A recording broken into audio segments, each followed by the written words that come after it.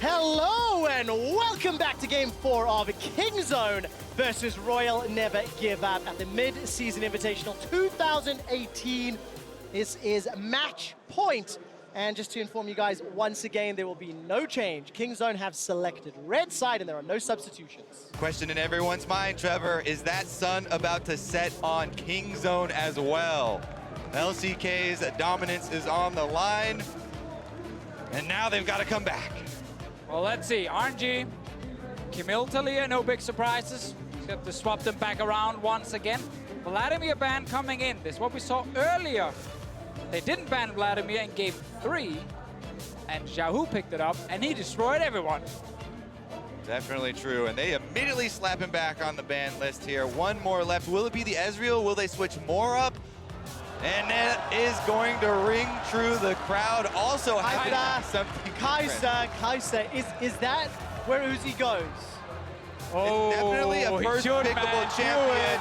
You do have to worry more about your lane phase punishment, though. Yeah, I think Kingzone is saying we can't afford to lose early game right now, especially not if they want to play around Khan and get him ahead. So they need a bot lane matchup that they can win.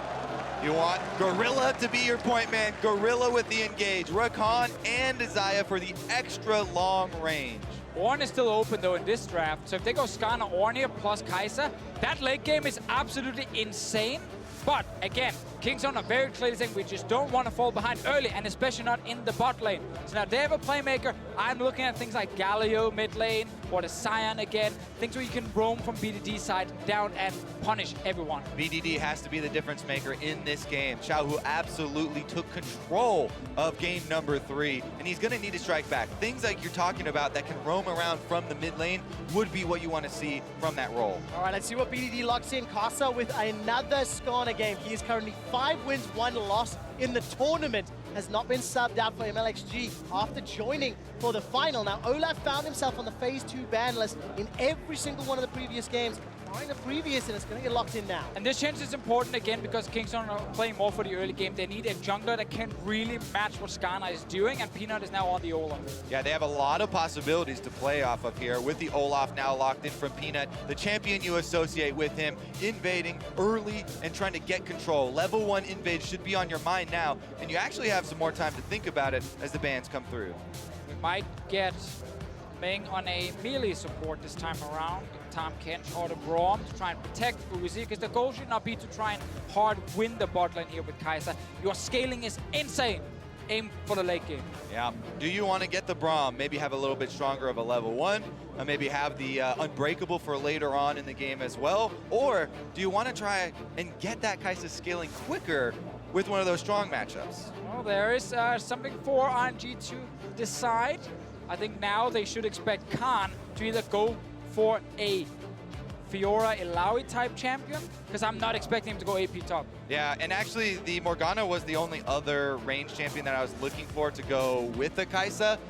You know, that one, Black Shield's so good later on, plus, you know, trying to hit those bindings early on the lane phase. Now I think just do it, it's gonna be more difficult. We said it already, just lock it in. Thank you very much. He did it earlier in the group stages, specifically against Ornn. And what happens is, if you try and go up as a jungler after level 6 to gank the Illaoi, she turns it around and 1v2s you. So this is the really classic, leave me alone, just let me push 24/7, and eventually Khan is strong enough to walk into a team fight. Yep, Khan wants to be left alone, wants to abuse the tank matchup, but RNG want to play as a team here. Another suppression for themselves. And again, the Janna reset, gonna try and help Uzi in the bottom lane. So Janna, again, good for laning phase, but very bad if you camp the lane. There's a Rakan to engage, there's an Olaf to gank early. I wonder if we get a Galio here, because there is so many ways for him to reach the back line, and they can just protect Illaoi when she smacks in with the ulti. Let's see what he ends up locking in. Whoa! Whoa! A Vel'Koz? So he does not want to play Galio against Malzahar specifically here. He thinks about the matchup, and instead, one of the things teams used to do against Malzahar when he was picked all the time was very long-range poke. Vel'Koz can bring that, can easily get rid of the Malzahar passive, and then you can try and all in. He can also have some more control early, especially with this Olaf, so maybe they do try and look for some early jungle invades.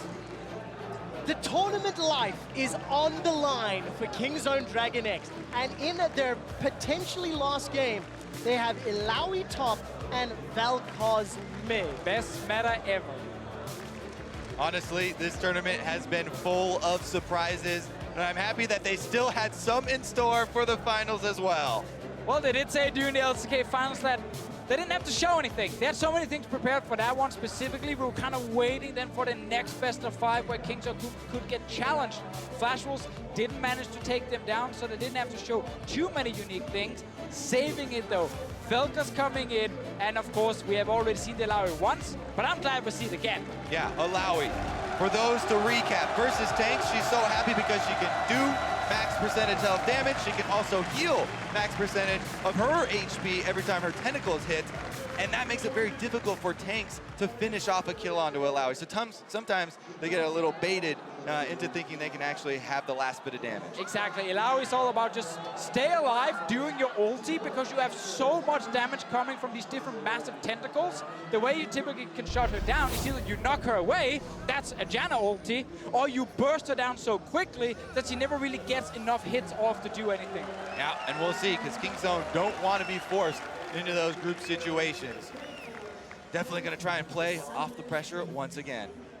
What a game. The Void is unleashed with Malzahar versus Vel'Koz in the mid. And of course, Kai'Sa playing from the AD carry role. I definitely agree with the split push coming in from Illaoi, but I feel with the rest of the lineup and just looking at the amount of AoE damage they can deal, Kingzone will eventually end up in 5 versus 5s. And if they engage properly, imagine a world where we get Illaoi ulti combined with a Vel'Koz ulti and AoE engage from a Rakan. Like, that is a wombo combo that one-shots almost everyone. Very, very true. We'll have to see if the interrupts do come through, though, because again, much like the rest of this series, there is room for outplay here. And what did I teach you before about the Ornn horn, Deficio? That's not running away, I guess. Well, I think that's the opposite of what Kingzone will be wanting to do in an ideal world. We'll keep our eyes on how these team fights play out once we get there. But as we've mentioned a whole bunch, definitely scaling on the side of RNG. Definitely, you know, they need some time to get up. But Xayah, Rakan, Vel'Koz, Olaf, I'm already terrified of those champions at this point in the game. All right, well, speaking of the Olaf, Peanut starting off on the Raptors. That makes you think he'll go red afterwards and then down to his blue buff to continue on his clear. Very quick, you can get very low on HP with this champion for extra attack speed and not have to worry. Yeah, I really want to see Peanut focus a lot on ganking. Bottom lane, you can shut down these range supports with engage from Rakan, plus your jungler. Looking top lane, you don't actually have to gank Rakan, you can just leave the Illaoi in the 1v1. Exactly. Gorilla here has Ignite on the Rakan. Look for the knockup, try and pressure the Janna, and take him down. Grand Entrance doesn't find the knockup, there's an early Ignite from Gorilla, and Uzi's able to escape. Oh, there you go. Uzi able to get just outside the range of the knockup here. And that's going to allow Ming and him to retain control. Now, we've also seen Karsa pretty heavily focus on, you know, pass by ganks where they go for a little bit of vision, just to make sure that... Ming. Ooh, some damage going down. No summoner spell, though. But tension and pressure building in this 2v2. What was going to be a big all-in, also because Peanut was in the river. He was kind of hovering around the bottom side, but no Predator yet. Definitely know why you're on your toes, Deficio. These range matchups, they always feel like you're the big bully for the whole lane until Gorilla gets fed up and he goes all in and they get a combo. Check this out though here. First pro game for BDD on Vel'Koz. It is fun though because in the LCK, I saw a lot of Vel'Koz games. A lot of other regions didn't really want to touch it, especially in Europe. We haven't seen a lot of Vel'Koz mid lane, but LCK kept picking it, and it is such an interesting champion because you have way more burst damage than people expect when they try and go for plays around him. If you manage to land and knock up into your full combo and then with ult, when you start really proccing them passive stacks, like, it is crazy how fast you burn through people. In addition, in lane, Vel'Koz, you like to put a bunch of points into your Void Rift for lane control. And against Malzahar, he can just throw out 2 Ws, and that'll help him push it and push Xiaohu around. All All right, Xiaohu steps forward to get out of range of that plasma fission, of course. The angles is what this is all going to be about. Xiaohu pretty adept at dodging those skill shots for now. That was BDD's E, that was B-Dot. Yeah, Xiaohu's life is not very fun early game. He definitely can't really trade back effectively, and he doesn't have enough mana either before he starts building up. Some of the items could be more there, and he gets ulti. And that's the thing about Vel'Koz. If you're pushing and trading, and a Malzahar clicks ult on you, you end up dying when the enemy jungler shows up. Okay, we'll keep our eyes on when they get access to the ultimate, how that plays out. But we caught a quick glimpse of Letme and Karn trading back and forth. Letme actually just standing and going blow for blow with Karn despite the test of spirit. Karn's got a lot of those defensive tentacles already in place. I'm pretty happy if Letme keeps pushing into him, just to fall back, play that sort of reactive Illaoi style. All right, check back in with Peanut on the Olaf. He has had a power clear, and he's looking at the bottom lane, looking at Uzi. And this is why. 28 KDA. He wants to get rid of that KDA, that's for sure. He's around. 82% kill participation. Oh, is he going to ward it here? Walking the ward. Prey and Gorilla are in the river. I don't think we've gone vision up yet. Woo, woo, woo. Not going to find the right target. He was actually checking the tri-brush to see if Prey and Gorilla were walking back into the lane here. Did not walk into place a ward because it was on cooldown. Uzi walking the edge right there, doesn't step too close to the bush, backs off and avoids the extra members in bottom lane. Meanwhile, top lane, Khan gonna have some extra members to deal with. Oh, look at that. The moment the leap is used, first blood picked up by RNG.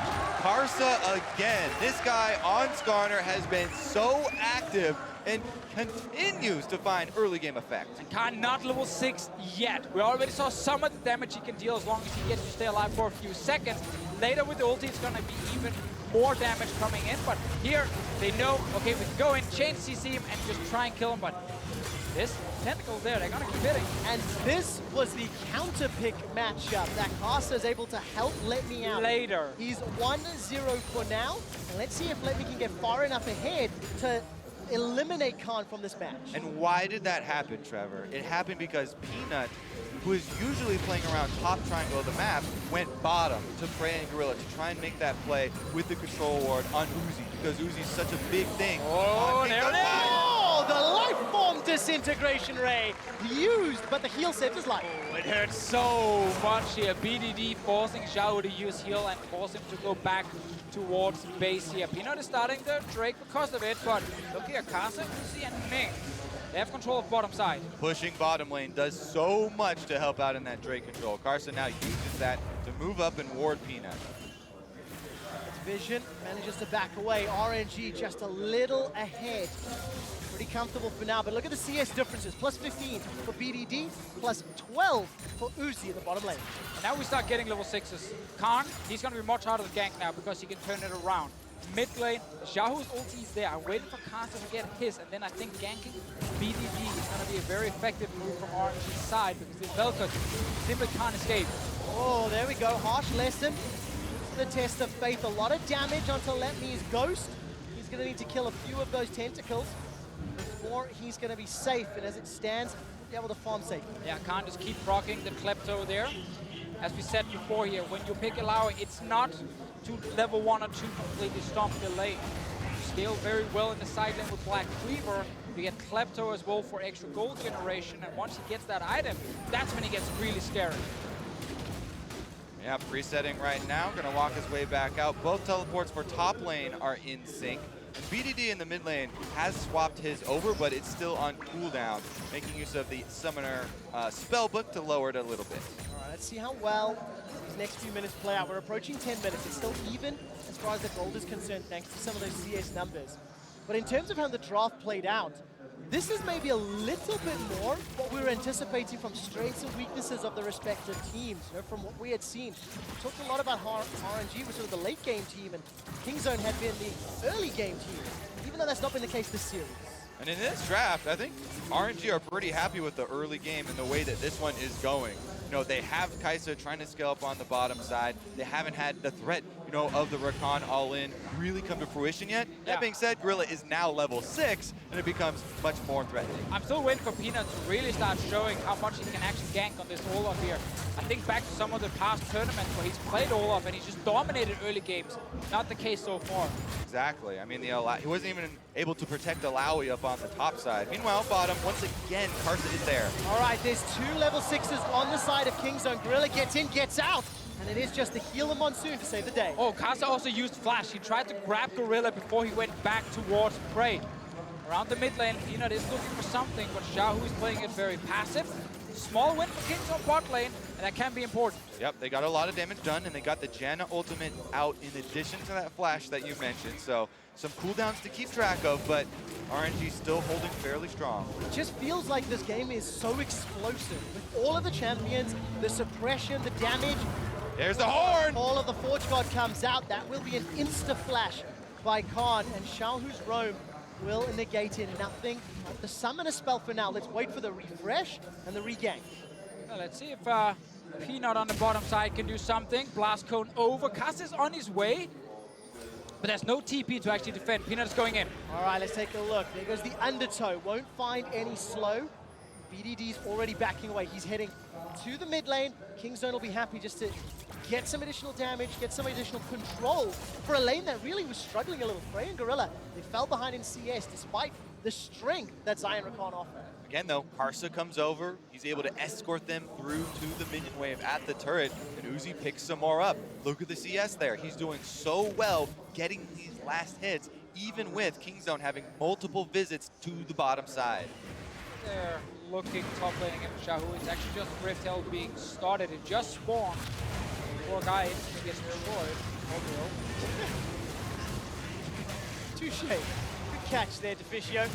There's no vision from Kingzone either, so not going to be aware. There's some missing pings from when Xiaohu roamed. That was why Khan backed away. Peanut, he sniffs something is up. The scrying on there will get a reveal onto Karsa as well as the Rift Herald. And then they're going to back away, so not going to secure the objective yet. Just an interruption, a little bit of a waste of time on the side of RNG. Honestly, though, I can't blame Karsa and RNG for throwing out, moves like that, where they have been able to sneak quite a lot of early game objectives. A lot of the dragons been taken just in time with that Skarner Spire. This time around, though, Peanut catches them in the act. And again, this is an Infernal Drake on bottom side, so they're going to have to get back towards that one as well. Yeah, if Kingzone can manage to secure a kill bot lane and then get Infernal Drake from it, it is such a huge win for them with this Xayah Rakan combo. But Ming and Uzi have done a great job trying to play defensive. Peanut, he's back again. He's back again, and he's timing it almost with Gorilla's Ignite. A few seconds left on that Summoner's spell, so they might be able to spark something here around the Infernal Drake. Who is the target? Ming was able to get out from the Tribush. Karsa was a threat of being collapsed on, and nothing happened yet. All right, so Kingzone, they're going to get the Scuttle Crab, and then potentially set themselves up for a Dragonflight at some point. Look at the vision around that area of the map, as well as allowing Prey and Gorilla just to keep pressing forward, keep shoving into Uzi and Ming. Yeah, they've had this control on the bottom side, but Karsa keeps being down here as well, acting as another defensive tool for RNG, making it a little bit harder for Kingzone to set up that tower dive or the quick Infernal Drake. But they keep getting mid-push, they can just start it, and worst case, they get a fight. Worst case, let's see who wins that fight. All right, Peanut in the pit on the Dragon. Thrown out a couple of those reckless swings. There's no teleports used yet. Khan and Letme, they were trading. I'm looking to see if they back away, and neither team willing to start that fight yet. Losing a fight and Infernal at 12 minutes could determine the game. RNG seems so calm in this one, calling every play. Xiaohu actually going to have to burn his stopwatch there. That is definitely a big resource. Kudos to BDD, landing every single one of those skill shots, forcing out the stopwatch. Looking at the minimap again, Peanut as well as BDD with the roam opportunity. But it's this pressure cooker. The longer it goes, the more it is at stake. Towers can fall, Infernal Drake can fall, Khan still has no flash. Xiaohu's looking for a dive. Yep, he has his ultimate ready. All right, here comes Fall of the Forge Guard. That's going to be an easy tag. Does the Void Swarm. RNG punishing the flashless bomb. RNG are just destroying this Kingzone lineup. Peanut's focusing on the bottom side, unable to get much done there, so Khan is paying the price. This time around, though, they've hard committed to the top side with that Malzahar, and Kingzone want to get something in trade. So let's see if they can actually get the top lane turret down in time and trade it for Infernal Drake. This is a TP coming from BDD to defend. So Kingzone, they lose that top laner, they get the Drake, and they don't lose the turret here. So a good reaction on their side. And Xiaohu showing, well, if you're not a melee champion, you can still go up and gank and Illaoi because then she can't even get to you. All right, now you got to keep track of those teleports, though, because Xiaohu walked his way up here. He did not use his teleport, and RNG have the possibility of making another play right out of this replay. But here's another look at it. Pretty simple there, boys. Just player your crowd control, and they were able to kill the target. Yeah, and of course, that allowed Kingzone to pick up the 10th Dragon of the series. Fitting considering their name. They've got that Infernal Drake. It will help out as this game scales up. But I'm looking at itemization, gentlemen. Rage Blade for Uzi already. Frey still working towards that Essence Weaver. So I'm already a little nervous of this Kai'Sa. I know how good she scales, but that Rage Blade is great already. It's so impressive. He's sitting on so much CS here with the Kai'Sa when he's been against a jungler like Olaf that's hovered around his lane multiple times, but he always managed to get the farm and then step out and not actually risk going down. So Kingzone have not been able to utilize the Rakan yet. That being said, they do both scale very well, and that's going to be a lot of big team fights where the wombo combo from Kingzone with all the AoE damage can always turn everything around. Could be the case, but it's going to be tricky to get their hands on Uzi, on that Kai'Sa, and hold him down. On the items, though, for them, at least they do have BDD banner completed for him, so they can add some extra pressure, and Khan as well, the Black Cleaver, so he can shred armor, in addition to having his level 2 ultimate available. Well, let's see what Khan's going to do as this fight breaks out, of course. Throws the ultimate down. Letme is getting bullied immediately after that Black Cleaver was picked up. Which she was talking about just a little bit earlier. The Test of Spirit comes out. Letme with the Bellows Breath shield stays alive a few seconds longer. There's no support from anyone else, and Letme's still sticking around. I'm holding my breath in case there's some sort of engage. And it's so fun for Khan now to play Illaoi because once you get some levels, you start getting to the point where you just spam your slam onto them for proc it. Let's see what happens here. No, it's just Peanut running away. Interesting option there for Xiaohu, forcing the trade of ultimates as well. Now he's on the run. Okay, a little bit of damage there. Letme still sticking around. He's under pressure. The quickness comes in. The life form disintegration. Death Ray secures a kill onto Xiaohu. That's a double for BDD at the cost of Gorilla's life. It's not done yet as Letme's running away from Khan. Khan's looking to put a harsh lesson down. He's not going to be able to get one. That's a double for Kingzone. They're able to finally crack the defense here from RNG and get some kills for themselves with their solo laners exerting pressure. Yeah, 2 kills now for BDD. He deals so much damage, even with the banner build on his side here. Letme will kill the wave, but he's so low, and there are so many tentacles around. If Khan gets onto him, slams down, the tentacle will hit right after as well, and there's just so much extra damage coming from this Illaoi. So 2 solo laners under a lot of pressure. And even though Karsa is able to get Gorilla and get 1 kill back for them, look at this, he's gonna have to use so much to do it. He flashes over to go for the Rakan again and try and make them at least lose something. In the end though, he also goes down, so Kingzone happy to get that extra kill. Kingzone get 2, it was only 1 for RNG. Khan may have stuck around far too long. He gets taken out, all the CC is layered. And that's an easy reply by RNG. And that's honestly just lazy here by Khan, not even paying attention to the rest of the map. His mid laner was running from base, his dual lane was not in their lane. You can't be pushing to the enemy turret. Exactly, for a team based on pressure, you need the other sides to be holding up their end of the bargain. It's not the first time we've seen that falter. Of course, game 1 of the series, extremely close until Kingzone tried a 1-3-1. That was punished. They hung around and RNG took the lead. Now, Tower First Blood picked up there by RNG in the top lane. You can feel the energy in this stadium is electric. Kingzone on the verge of being eliminated, on the verge of losing the final, and Uzi's going to get tagged by that Plasma Fission. The death ray is interrupted, I think, by the Howling Gale, the Monsoon rather, as now Ming as well as Uzi are chasing. Letme's teleport completes, and Kingzone escape with their lives. Yeah, BDD's just controlling this mid lane here, lands all the damage he needs, forces RNG away, and then Ming tries to use flash in with exhaust, had to use ulti first to actually stop the ult from BDD, but after that, BDD just walks away, only had to use his ghost. Big win for him, and then it doesn't matter if your top laner is just dying because your mid laner and your bot lane just got the turn. Yep, a lot used from RNG there to try and close the trap, get that punishment, but almost got the mid. Couple hits more, it'll be it's effective momentarily, but here's a replay, of course. BD throwing down that ult. Yeah, and Uzi just gets to the very edge of that knockup. That means Ming commits everything. He walks up, uses his ult, flash exhaust to try and chase down a kill, but even though they also call for the teleport from Letme, he had no ultimate to chase that with. If he had ult, it would make a lot of sense that they're trying to chase down BDD, but in the end, they lose a bunch of summoners. Khan, despite dying, did actually not use anything, so Kingzone still have a lot of pressure down towards the bottom lane here, and we're just kind of waiting for the next play around BDD because he's been going crazy this game. It is insane how much action we have had. We're approaching 20 minutes. It feels like there have been skirmishes the entire time. Threats of dives, potential kills. And as it stands, BDD that you were talking about, Deficio, he's up 30 CS. He's got a Luden's Echo to complement the Banner of Command. And that tower that was effectively dead is now officially dead. And that will allow Kingzone a little bit more safety, maybe, when it comes to pushing onto this Mountain Drake. They got the first Infernal. BDD will be the recipient of a Call of the Forge God. And at max range, it will get the knockup, but there's simply no follow-up after the fact. RNG, that's a big initiation cooldown, no longer available. BDD knows his rhymes. He heard the horn, immediately started running from Ornn, and he able to get out without burning any cooldowns right there. So even though maybe the message was sent, it's Kingzone. They get back out onto the map. They know that the engagement's not there, so they can take this Mountain Drake. Okay, we're now getting into the mid-game portion. When we look at the itemization, Dragon number 2 picked up here by Kingzone. What are we coming to expect? Kingzone have got a lot of initiation tools, but to be fair, so do RNG. Well, I'm ready for Kingzone to basically one-shot Ming when the fight starts. He's not sitting with Flash right now.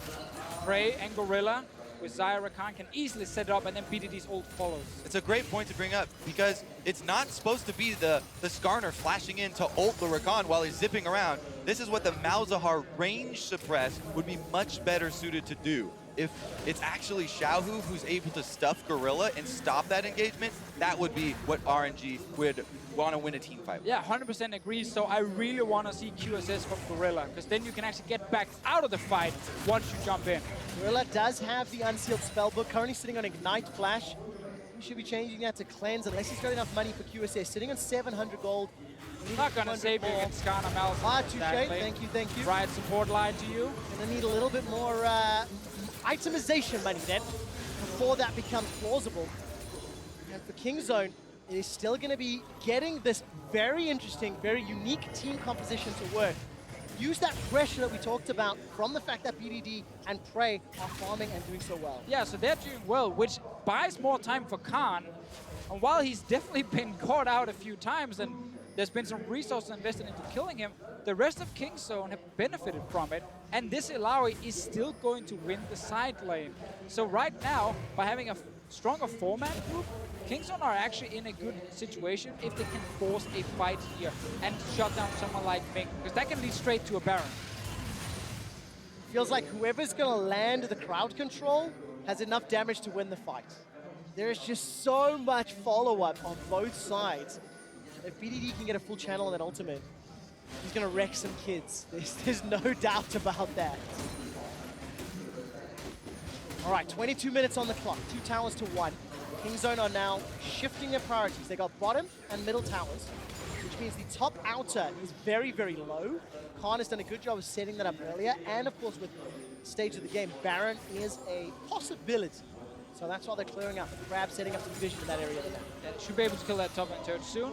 He doesn't actually use his banner on it just yet. Still do it right after. Continue push with the cannon coming the next wave. Yep, BDD remaining calm. Him on the Vel'Koz has been so big here for Kingzone in this game, where the pressure is really all coming together. They are backs against the walls, match point against RNG. They cannot afford to lose anymore. Kingzone are up around 1,500 gold for now. Slowly climbing ahead. Next Dragon is Infernal, several minutes away. So it just feels like it's waiting for a objective to contest or somebody out of position before these teams are willing to make a very big play. And oh, we do have a pause. Pressure was too much. The stress has mounted. I'm personally thankful for this because the tension was building for me, let alone for the players on stage, waiting to see where and what will happen to set off the fights or the contests. It's Kingzone who needs to force it at the moment. They are the ones with the Rakan engaged. They have insane burst damage coming from this Vel'Koz here. They're not starting Baron yet. I think they are too squishy at the moment to tank the Baron and still turn for a fight. So they're probably just waiting for another Infernal Drake to spawn. Yeah, RNG can afford to be very careful right now. They're waiting to try and outplay this. They have huge crowd control abilities available. They're going to have to be very quick, though, once that engagement comes to try and answer, try and defend. All right, as you can see on your screen, there's a King Zone side pause. I believe that is the same issues reported earlier, so while our guys are investigating this, give us a few moments to talk about it. I want to ask about the scaling question. How different are these two teams? Because we're talking about how it was a little bit more pressure on King Zone to be proactive and make the plays now. Yeah, and that's still true. RNG, as I said, they can afford to be very confident and cautious right now. They've been coming up with a lot of good answers, a lot of good counter moves, and the gold is so close right now, Uzi having completed his second item on Kai'Sa, that they're starting to feel pretty confident. So you really have to watch out for the big engagements, and the vision is going to be what sparks that pick. Yeah, I think no matter also how far we go into this game, to the scaling question, like Kingstone's draft, because there's so much wombo combo damage, can always win a fight. But I can also just see the same fight where Ming's ulti is perfect, Illaoi gets knocked back out, and she doesn't provide anything in the fight, and then suddenly Uzi goes completely crazy on a Kai'Sa. Yeah, that's a problem I see. There's no point and click here for King Zone to deal with this Kai'Sa. And Uzi has been very good with his positioning and dodging to be able to deal the damage without exposing himself. Yeah, I really want to see how he decides to use that ulti, because when you jump in as Kai'Sa, typically you end up in the middle of the enemy team. That's how it works. That's how it works. You don't really want to do that against things like Vel'Koz and Illaoi, because she's standing there being like, please come into my tentacles, I will smack you in the head. So if you are Uzi, you got to be super careful with how you're using it. Yeah, and he should have a lot of options. Because of these CC abilities we keep mentioning for RNG, you know, Ornn, very long range. Xiaohu on Malzahar is going to be stacking Plasma on someone else. Skarner gets to stack Plasma on people as well. There should be lots of targets, you know, possible places for him to try and dodge these abilities, get away from the Illaoi, towards the priority targets, and you know, finish up. Something that I love about this entire series today is it has felt like the drafts have been very good on both sides every single game, and it comes down to execution, setup, planning. Yeah. It hasn't been those discussions that we've even had this very tournament, where question marks around champion pools, player preferences have come into account. And we keep seeing new picks as well, like this draft, you can see on the side of King Zone to the right. Like, these are 5 new champions compared to what they played in the previous game. They're like, we need early game jungler, that's an Olaf in here. We have Xayah Rakan, so we can force plays around bottom side. And that Vel'Koz shows up because Malzahar was blind picked by Xiaohu, and it's an LCK special. 10 games in the LCK were played with Vel'Koz this split. And just to add on to that champion discussion, the fact that champions that have been banned have been allowed through. So Olaf found himself on the banned pool, was picked up. Vladimir in the previous game found himself banned in the opening 2 games, found himself banned this game because Xiaohu just popped off on that champion, Kobe. And as it stands, it's now going to come down to execution again. We're 23 minutes in, and this game is just about even. King Zone marginally ahead. Like we saw in game number 2, when BDD was able to step up and have a huge team fight and outplay, that could be all the difference. Right now, I'm looking at Gorilla for King Zone. The difference between a well-played Rakan engage and a poor one is going to be the life and death of this team. That's simple. There's 2 suppressions to get through. We'll see in an Ornn ultimate. He's probably going to die when he goes in. Quick update, of course. The referees and the technical team backstage are reviewing the footage of the problem that was reported on the side of King Zone. So while they're looking into that footage, we do have to continue just discussing and chatting some of the implications. But I really like what you said a few minutes ago to Fisher, that scaling, while yes, it is a factor, you can discuss it, the wombo combo capabilities and the fact that Kai'Sa, if played well, has to fling herself at the enemy, it creates opportunities to turn these fights on a dime. Yeah, and that's going to be so fun to watch, because we're probably going to see both fights. We're going to see the one where Khan tries to walk in, he gets Malzahar ulted, and he just gets burned down in a second. We're like, oh, okay, that was pretty bad. But then the next fight, you overextend slightly, and BDD lands a wombo combo on his own, basically, and starts hitting an ulti on multiple members, proccing passives, and suddenly the fight is in King Zone's favor. Because we're going to get both, it just means that, especially the next big one that will give you Baron, that's probably going to be the most important one. What I like is it doesn't feel like the first Baron right now will determine the game. There's still a lot of towers to burn through. It's only 23 minutes in. if you get absolutely obliterated. I can see if Kingzone gets it Right. with a fight, that their composition is good enough to then snowball the game out and actually finish it really quickly. But on the other side, RNG, yeah, it just buys them more time to get Uzi in the late game. All right, so we'll find out. I am hearing some updates that the players might hopefully be ready. We'll keep you informed as that goes forward. Unfortunately, that's not the case. Gentlemen, thank you very much for helping me discuss the game. We're going to head to the analyst desk with Dash and crew. Thank you very much, gentlemen. While the action takes a small pause, the fandom does not here in the Zenith Arena. But midway through Game 4 here, with their backs against the wall, Kingzone doing everything they can to extend us to a 5th game in the series. Everything and more. I saw the Vel'Koz, and like they mentioned, LCK special, we saw plenty of it from Crown, and everything was going normal. There was a lost chapter. I'm like, okay, I see what this is all about. Let's attack it. Kind of reminded me a little bit of the Syndra versus Malzahar, and I'm like, can they make it work? BDD's had another season behind him. Then the Aegis came in, my mind started to explode. They weren't even using the banner of command straight away. But still, so far, it's got them the turret, it's got them the lead, and getting a lead in the early game is something they have struggled to do. And I think the important thing to look at here is the fact that Kingzone is up 3 turrets to 1. So they had a very good pressure draft, which is something they haven't been able to have in the first 3 games. Getting Uzi on the Kai'Sa, while terrifying for the late game, means they can actually get some lane pressure. The banner, Vel'Koz, is just absurd, but it will give you... I saw how hard that was for you to say. It dirty out of my lowers mouth. the kill threat, and it pushes a lane. And no matter how many times an Illaoi dies against an Ornn, you could be 0-6, you're still going to be able to push him in and be vulnerable to ganks. But because they have pressure in all 3 lanes, it means they're up 3 turrets, and this is a more comfortable situation for Kingzone to be in than I think they have been in all series. My question is, where are they going to use the Illaoi? Because Khan had this game off to a very rough start. Multiple times he was the target, trying to get that Ornn into a more favorable matchup, because this is a very difficult matchup for Ornn. You can see that Khan continued to push Letme in despite getting the kills, but do they continue to play Khan in the side lane like the last time we saw his Illaoi, or will they actually group up for the big 5v5? And look, at the end of the day, the Ornn is a pressure valve. He goes top side. He actually doesn't have good pressure. The Karsa is mentioned a couple of times till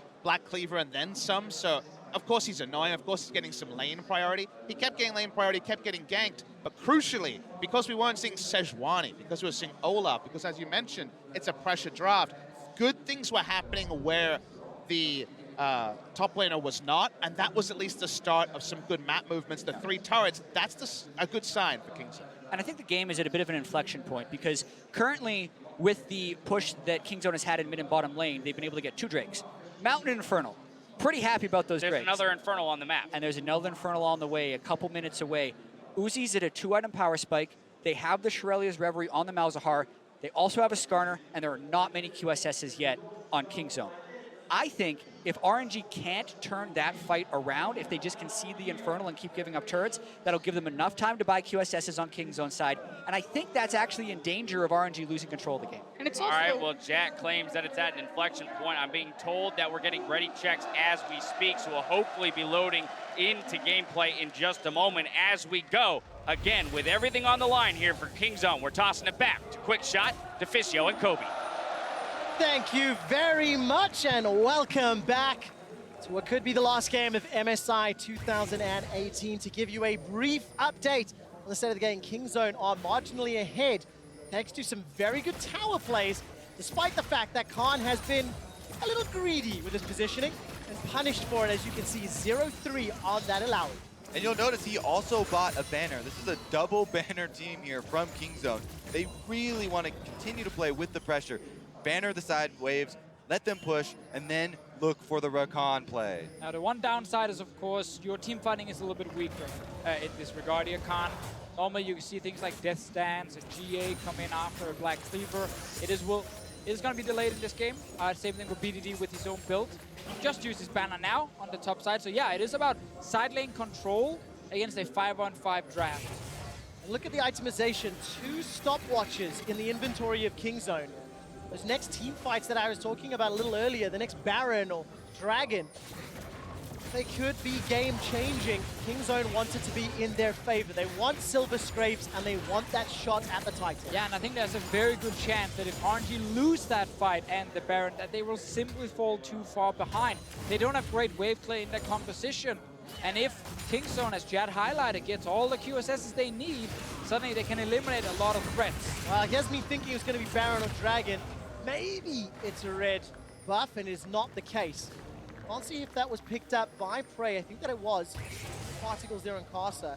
So Prey as well as Kingzone are going to steal away that red, and they continue to apply pressure. They've got all outer turrets down. They need to push deep into RNG territory for another objective. Yep, because they've been able to continually push here. So much vision through the blue quadrant. They're again invading, looking to contest. All right, let's take a look. Call of the Forge Guard onto Khan. That's going to force the flash. We saw that happen 20 minutes ago, and Khan was killed a few minutes later. Xiaohu's going to be chasing with the Shurelya's Reverie. Silence is connected. I'm waiting for the ultimate from Khan. Oh, they got him now. All right, Khan is locked down by the Nether. Nether Graph will get the ultimate out, but killed very, very quickly. And this is the Xiaohu special for RNG. He loves to roam down to the lane where Letme is sitting and trying to catch the enemy top laner. He just chases down the Illaoi. Rest of Kingzone are looking for something around Baron. Yeah, you can tell. Xiaohu full confidence there. He continues the chase even after the flash, after Letme turns back and hesitates from his Ornn ultimate, knowing the Shurelya's speed would get them in range. And look at the timing. 8 seconds for Infernal Drake. Khan is dead for another 20 seconds. He can TP in when he's alive, but RNG can start it now. Whoa, that's a flash suppress. They've already got Gorilla. He's dead. Karsa finds the opening. That they would live and die by the Rakan play, and Karsa strikes first, flashes in for the sting. That's going to give them the Dragon. Well, first Dragon of the 4th game in favor of Royal Never Give Up. That's an Infernal apiece. And this goes back to RNG in the LPL, and this play here with Xiaohu. From watching the bot, talking to Frost, we kept seeing this happening. He would like leave his top lane, he would go down, surprise him in top lane, and teams normally wouldn't really prepare against it and get surprised. That's what started this entire thing. Now, the rest of Kingzone are trying to hover around, even though there are only 4 members and Khan is still dead for another 10 seconds. Greedy play by both Khan and Gorilla, and they got punished. Yep, the decision-making from RNG has been so quick, no hesitation. They're able to get a lot off of that one. Thank you, Ace of Predator, for that replay as we're back into live. Kingzone, they've lost that gold lead. They've lost themselves a tower. They've lost themselves control. And it maybe all starts from the fact that Khan once again got shut down. They can still set up a fight though. They are currently trying to get all the Baron vision. Khan is still bot lane. Needs to walk up a TP in if they're actually starting it. Because that's the thing about Illaoi, is you ideally actually want to with your team when the fight starts so you can land that huge ulti, unless you can get the perfect flank into a flash ult combo. But that is pretty hard to set up. It's extremely hard because Illaoi's ultimate is a very short range, deceptively short. You need the enemy team most of the time to jump into you. Well, this helps if Baron Pit is where the fight is. Look at this. Khan. 3 item spikes, by the way, inside of RNG. Infinity Edge and Void Staff with Xiaohu and Uzi. It's already secured. Kingzone, can they win the fight? Nethergod buys some time, finally gets the but it's a reply kill. Karsa's the first. Look at the feathers. They fly the call back. And Uzi trying to do something. He's taken out. It's a double kill, and Kingzone get more. What an opening for Kingzone! And the stopwatch for Khan comes up big. He's able to survive as well. We just said it. We want Khan with the team, so when RNG walked forward, he's already there with the Illaoi. What a huge wombo combo. Man, 4 members of Kingzone alive and barreling down the map. That's a 3-man stack mid. Khan is bringing the minions to the top lane, and there are still 20-second death timers on the side of RNG. And this is how you want to set it up if you want to go to a game 5. Kingzone sit around the Baron. They started knowing they can team fight. Letme does not manage to cancel any recalls, and I just can't wait for this replay. Look at this. As we just finished saying, Illaoi wants you to run into him. Khan stands in the pixel bush, and even with everyone around him, gets his ult off before the Malzahar ultimate. Then the flash in, Gorilla able to knock up all of them. Buying time for Khan to get off his hourglass and survive. Oh, we kept highlighting the amount of AoE damage from this Kingzone composition, and they just had the perfect team fight. All the initiation blown on the Illaoi. opens up the pathway for Gorilla, able to charm them all. BDD still has his stopwatch available, wasn't even under threat. And if you look at that wombo combo and you think maybe it's a shotgun, it has to hit the first shot. Well, it just took RNG's legs off. They're 5,000 gold down. They still have Baron to deal with. And they've got supers in the middle lane. Look at Kingzone grouping towards the bottom. Yeah, the only positive for RNG is that they managed to stall the game long enough for Uzi to actually get items so he could team fight. Because when you lose that first Baron, the worst thing that can happen to teams is they're too weak to fight. And then they just see all the turrets drop and they fall way too far down. But because we are almost 30 minutes in, Uzi is actually strong enough to take a team fight even against the Baron buff team if RNG can engage. Well, if you're on the receiving end of a bunch of tentacles, doesn't work out in that well. You can see now the limited wave clear here doing some work against these Baron minions, but going to allow a couple shots from Prey, chipping 20% of that tower HP. Janna, empowered minion, also taking it away, and RNG, they're going to step so far forward to even deal with this wave. Look, they still haven't got that minion. Yep, there goes Test of Spirit and half of Letme's life. That's going to be enough to push in and take down the turret. Illaoi is so good in these sieges here because she can just keep landing poke and you are forced back to base. Letme's TP is available. There's a ward behind Kingzone, but they're stepping away from this bottom side because they just killed the inhib. What an insane Baron play there from Kingzone. They're able to get all of the kills, 2 inhibitors down, and leave RNG's base in rubble. One more fight, and it's game 5. Keep your eyes on Gorilla. That man has the ball, and he's looking to finish with a dunk. And vice versa. Keep your eyes on Uzi. I distinctly remember his Kai'Sa from the LPL playoff run. Team was behind. He managed to find a unique pick on that W, dive into the back line, and eliminate a carry. If Uzi, as he continues to scale up, can find a fight, that is how RNG can win. We just have to remember how hard it is for Uzi, because he's watching everyone in front of him get hit by 3 to 4 massive AoE abilities that destroys them. And if he wants to fly into the back line, he gets to be in the middle of it. So he needs to play teamfights perfectly. Ideally, if you're RNG, you can reset from the first engage. When Illaoi ults, if you Janna ult and walk out, that Illaoi is a lot weaker for the next round. All right, Kingzone, they're on the siege, pressing forward. Plasma Visions being fired out by BDD, trying to cover all angles and push away RNG. Flashing Pale is up for Karsa. He's going to decide to back away. No really juicy targets just yet. Another banner empowered minion means they finish off that outer turret. Then they're coming for the last inhibitor turret. 32 minutes in. Another taste of spirit there. It's dunked down. I don't think we'll be spawning anymore for Letme. Not quite see as we scroll down. As it stands, RNG now tries to defend. Supers in 2 lanes. Uzi peeled away from top to defend middle. Time is running out for RNG. They're being swarmed in. They are indeed. Gorilla was knocked up for a moment, but there wasn't any follow-up. No engage. Karsa too far away. Void Seeker goes out from Uzi, but he's holding on to that killer instinct. Cannot afford to dive into 5. BDD is the only carry without a QSS, but he's sitting behind his team. He's staying far away, so Karsa can't get to him easily.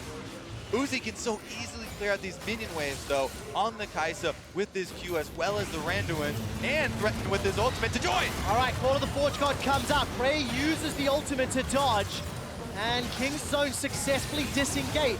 Do not walk through those feathers. Nether grasp onto Khan. There's Gorilla with the quickness. Gets in, gets out.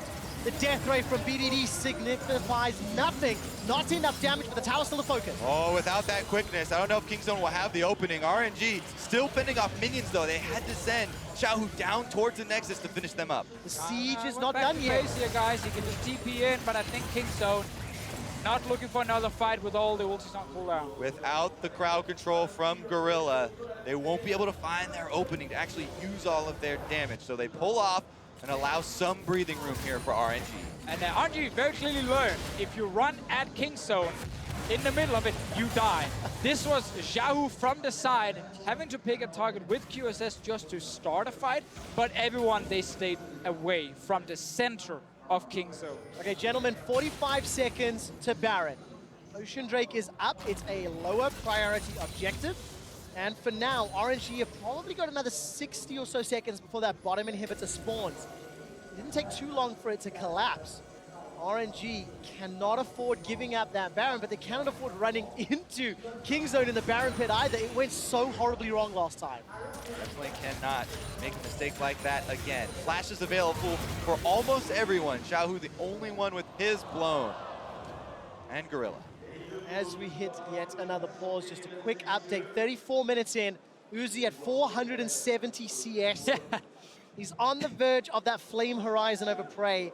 I believe just over 13 CS per minute. If they win this, losing those inhibs were just all part of the plan. More minions coming Just down. part of the plan. More fun for Uzi. Uzi's setting up for a big play as well, gentlemen. He's got a stopwatch purchased. That is buying some playmaking power for himself. If he jumps in and has to immune some Illaoi tentacles, get to the back line, kill a priority target before using it, the possibilities are there. Oh, there's so much tension. Obviously, guys, an update there it is. Another technical related pause, I believe, on the side of Kingzone, as I can see. They are, as you're looking at his Peanut, man on your screen right now. Such a high intensity final. Game 4, tournament life on the line. This just adds to the complexities. On the verge of mental boom, as it were, after that Game 3 crushing defeat, Kingzone could get us to Game 5, could force all the way. Yeah, the four-man group of Kingzone have played very well here. Khan is the only one who's really been caught out multiple times, but I guess he did kind of redeem himself when he got that big fight around the Baron. That was a huge part of Kingzone securing the lead they have now. But as we also highlighted, because we got far enough into the game, there is items on someone like Uzi to actually fight back. You don't have to just concede everything.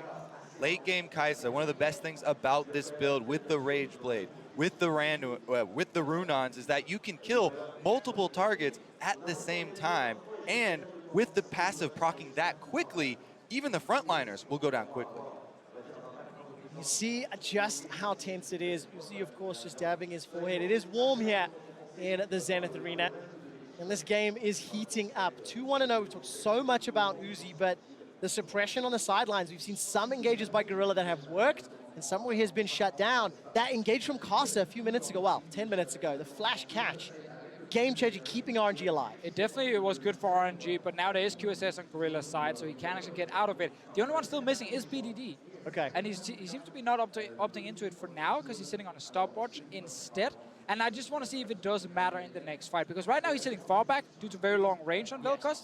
If he does, however, step forward, there is a chance that he gets flashed on. Theoretically, the team shouldn't be stepping forward. There's a reason for that. I actually have that replay of Khan's engage at Baron brought to you by Ace of Predator. Let's take a look at this one more time. Yeah, Illaoi engage looks like standing in one spot and having the team run at you. No, I would say this is more Gorilla's engage. Khan, though, plays the front line. He soaks up the Malzahar ult and all the focus, but there, boom, Gorilla in. Net, the multi-person knockup, multiple charms right there, even grabs Uzi at the end, and the damage from BDD as well as Prey just wipes him off the map. There was so much damage that poor Peanut tried to be part of the fight, but didn't even get to do anything. He was like running in with the Vel'Koz ult, being like, I'm here, guys, I'm helping, but they're all dead by the time he shows up. Man, what an intense situation. And of course, you know, these pauses are difficult in the players. I mentioned the mental states a moment or two ago. There is so much weight. The players on Kingzone have already said multiple times this tournament, it's different. When you're one of three, there's other Korean teams that can carry the mantle. This has been the tournament of SK Telecom. They won the last 2 times. They won the last 2 times. That's very important to highlight. And then, of course, EDG won the other one. So 2 winners so far during MSI. But a big thing for Kingzone and what they always talk about is the pressure on them, because internationally, these players have not all shown up. They got 3-0 by Samsung in the quarterfinal without Peanut, of course, on the lineup. Prey and Gorilla in the past have not actually managed to win an international tournament. And now they're looking like a team that could actually lose this best of 5 and lose this final. Maybe up until a few minutes ago, they were looking like a team that was going to lose it, based on the 4 games that we've seen.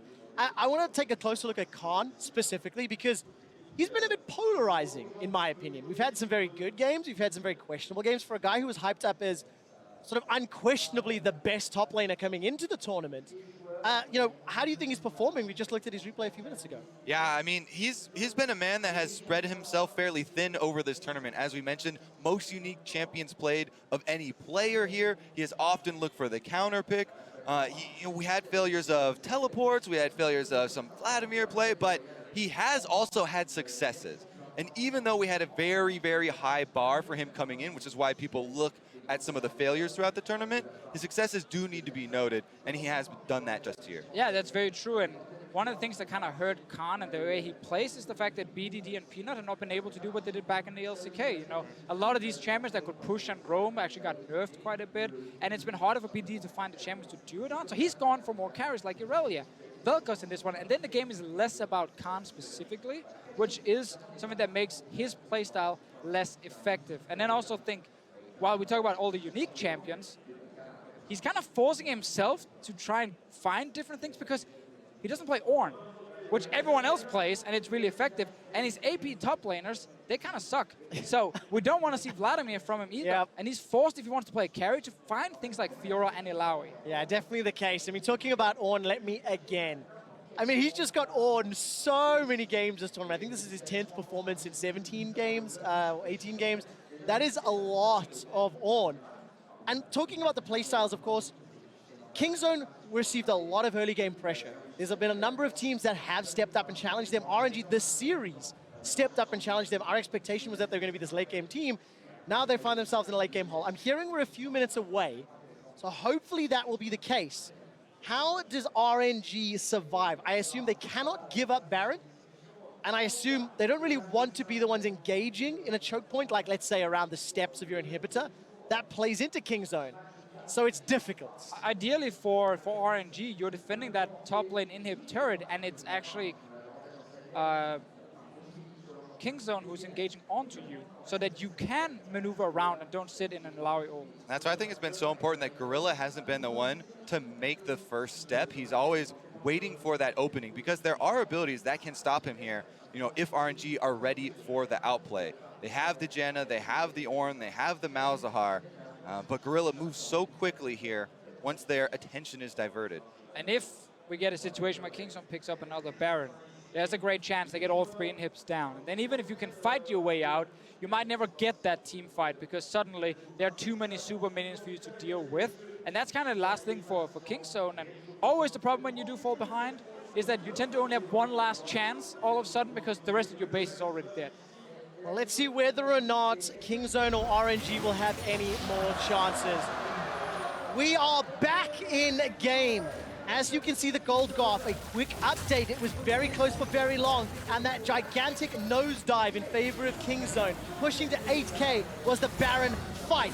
We are back. Baron is spawning, and RNG, they're already in the pit. Yep, they're first to it, and they want to burn it down. Here comes Kingzone. Right, there's absolutely no time for disengage. Khan is going to flash away for safety. Oh, the Forge got found, no targets, and Xiaohu is split off from the rest of RNG. That's a huge part of RNG's team fight. The Ornn ultimate not available, and the minions aren't going to let them work with it. There are super minions on the Nexus. We are back in the game, and we've gone straight to 110. RNG inside the Baron pit. Super minions out of the Vel'Koz. But look at the fight. That's already a kill. Karsa is gone. Kingzone lose Gorilla, and it's Uzi that picks him up. The feathers are going back and forth. The Xiaohu dies. Uzi is the last man alive, but he's being chased down. Killer instinct flashes into the pit. How is he still alive? Uzi is doing it. Illaoi tentacle, and Baron finish him off. But there are still supers on the Nexus turrets. There's a teleport coming out. Khan's going for the base. Khan's going to try and finish this one himself. One man against one turret. Oh man, but where is the support? And already RNG have been able to get away. Uzi keeps RNG alive. Kind of. Khan's going to get to work on the inhibitor. Khan gets the inhib, but there were too many minions for him to finish the game. Death timers here, 20 seconds on Xiaohu. Skarner, 5 seconds. They're fighting again, BDD and Khan. All right, it looks like Letme's going to be able to defend the middle inhibitor. We get a moment to breathe. I can only apologize about the pauses, but I will not apologize about the chaos and the intensity of the fight.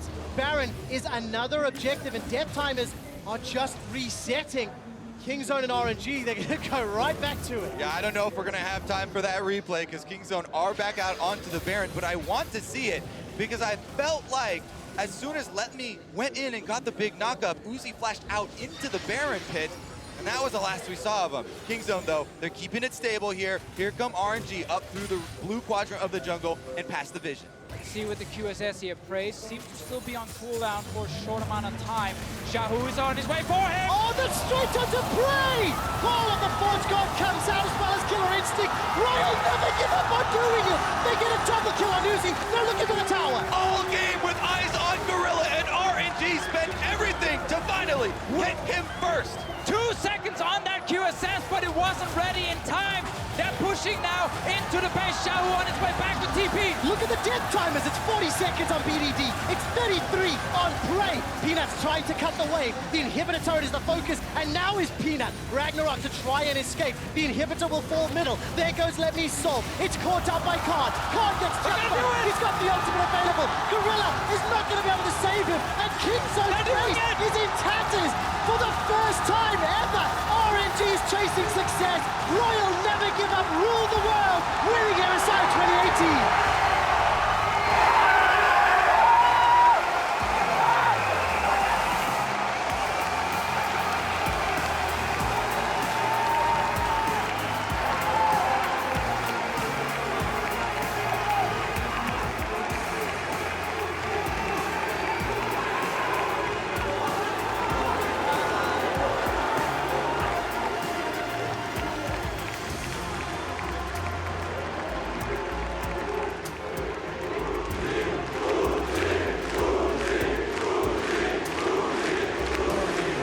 Listen to France as they are cheering for Uzi.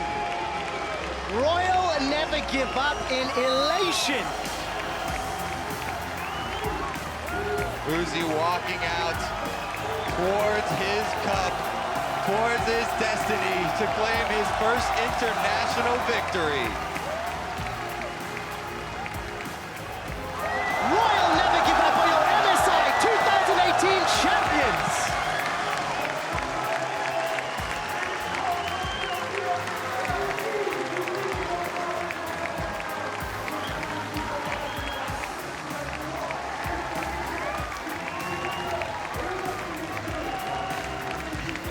It is beautiful to behold the happiness as the crownless king now rules the world. LPL Spring Miracle Run, taking every single opponent down that China had to offer, and now the world too. And what a year for the best player in the world, Uzi. He decided in the last big team fight. He survives for so long, and in the end, RNG find a way back into this game, and they destroy Kingzone. And that man right next to him, Xiaohu, they see Prey in the middle of the map. He runs straight for him with the Shurelias, calling down Ornn, and they find victory. Seeing MLXG take to the stage at the end, cheering, happy, hugging was amazing. And to present the medals, I'd like to welcome Shox and Nicolas Laurent, CEO of Riot Games and French National.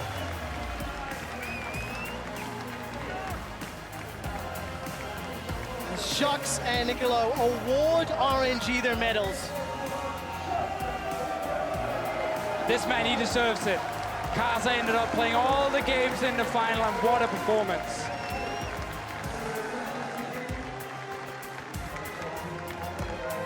Waiting to hear Zenith go mad.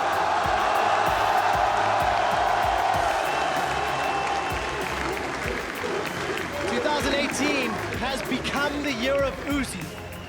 Year of the dog for sure. They called the strategy raising the puppy from the first time we saw him on the stage. Now he's able to take it all the way. Well-deserved medals. Beautiful to see the coaching staff, MLXG as well, celebrating. Karsa cannot believe it. After years and years of playing with the Flash Wolves, 2018, he moved to the LPL, he moved to RNG. And with the team, Karsa wins LPL championship. With RNG, they rule the world. Congratulations to RNG. We're going to head downstairs to Shox for the winners interview. much. The arena is absolutely electric. Uzi, you finally did it after all those years, after being so close so many times. What does it mean to you to win this international title and lift the trophy at MSI? 那么多次离冠军只有一步之遥，这次终于拿到世界冠军了，你有什么样的感觉？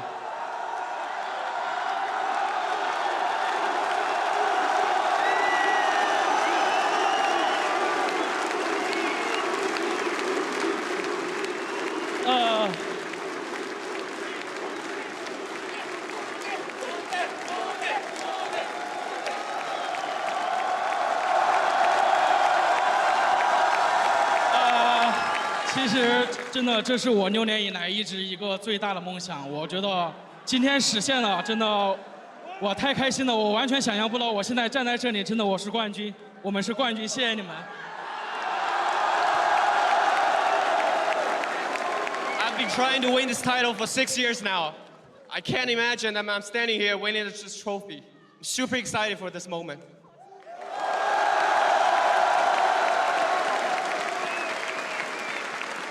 Uzi, I think it's absolutely lovely that all your teammates are screaming your name. You put up a great performance, but is there anything you want to say about your team, about RNG and how they've played throughout this tournament to help you get this title? 我们看到所有队友都在这里呼喊你的名字，你有什么对你队友说的？真的不用，真的。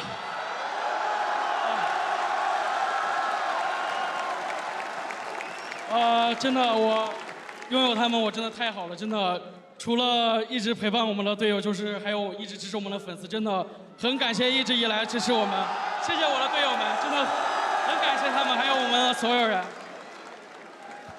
I'm super grateful for my teammates and also the fans out here that supported us. Thanks everyone. Ladies and gentlemen, one more time, your MSI 2018 champions, RNG!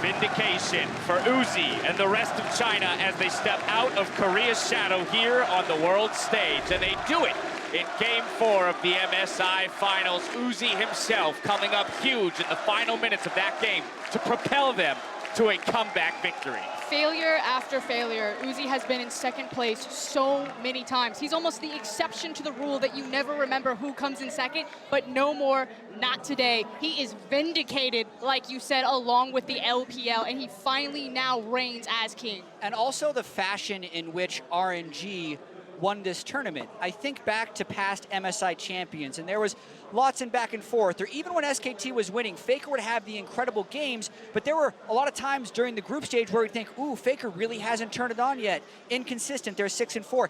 Uzi here, save for the first day and a half, was unreal good.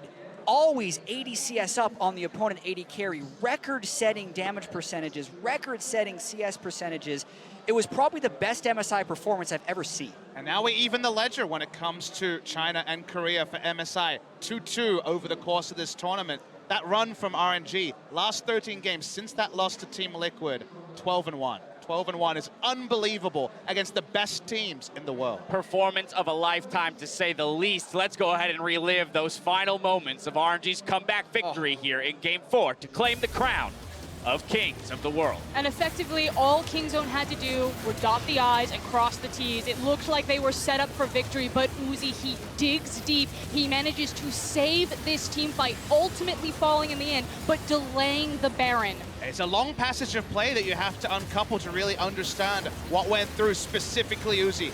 Massive shoot, buys so much time, aggroes the Baron, and dies, of all things, to a 10-spot hit. An insane team fight, one incredibly minor misplay to get the Baron, but here, having the guts to just go for it. Seeing the AD carry out there, stacking the suppression on him, and at that point, Uzi can unleash. And this is why you watch the LPL. We have the best mechanical players in the world. We will always grab to find moments like that, and they do not hesitate. That when it comes down, when it's a clutch moment, they prove that they are the best in China and now the best in the world. And RNG was this team that could rewrite what seemed like a script of win the first 15 minutes, win the game. Couple of comeback victories. Look at how big the gold lead was, up to 7.4K in this meta. Unassailable for most, not for Uzi and RNG. I mean, Jat, you talk about the individual performance from Uzi throughout the tournament, 26K damage in this game alone.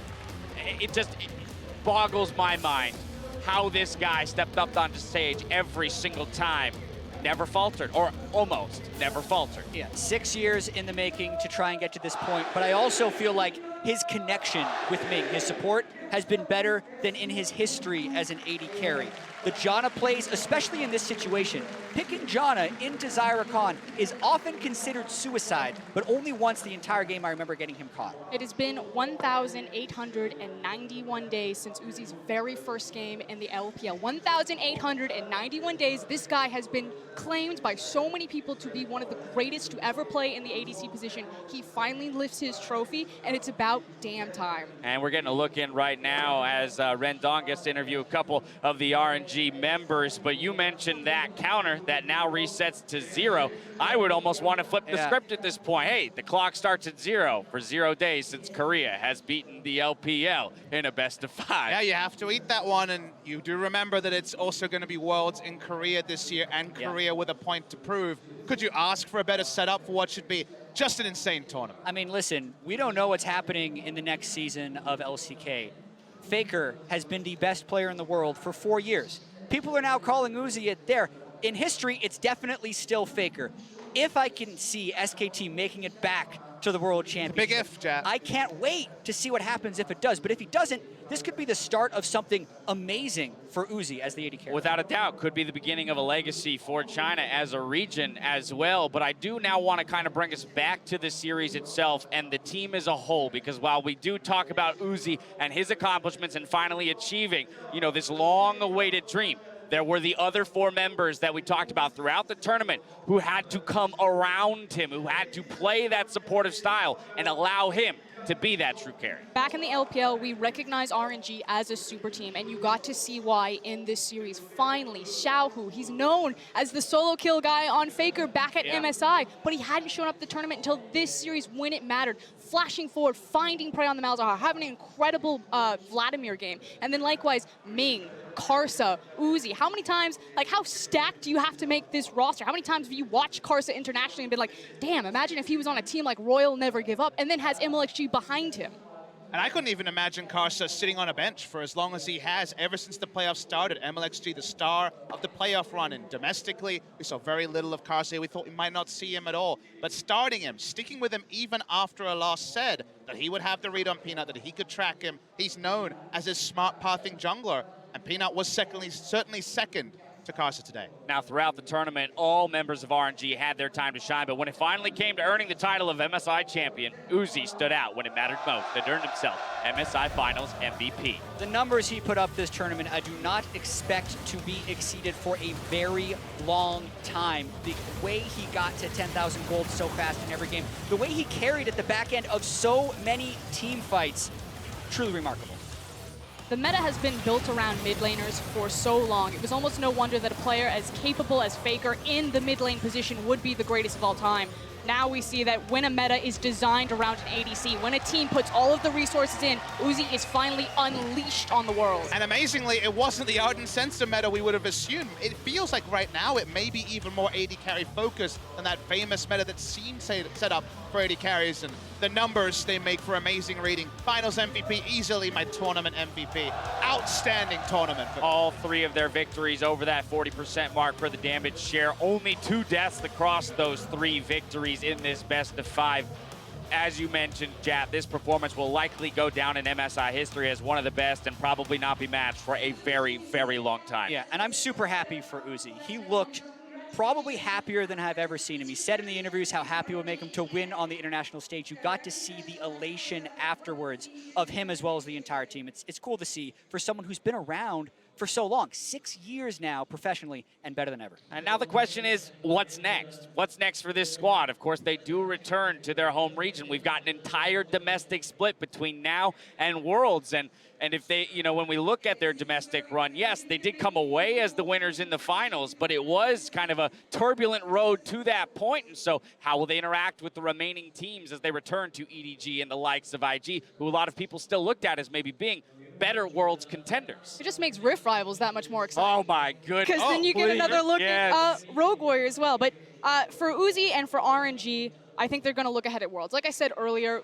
Uzi at any point, he could have retired. Like, he's the most famous player in the world, the most famous player in China. But he keeps coming back because he has the appetite for the competition, because he wants these moments. And like Kobe said during the cast, I think now that he's had a taste of it, he just wants more. And the World Championship is definitely next on the list. We finally saw Uzi lift off the ground. This is a person who always looked like he was above the competition, but grounded by teams falling apart around him, made some questionable decisions moving around rosters a few years ago, back on the Royal Club name that he really shot up through.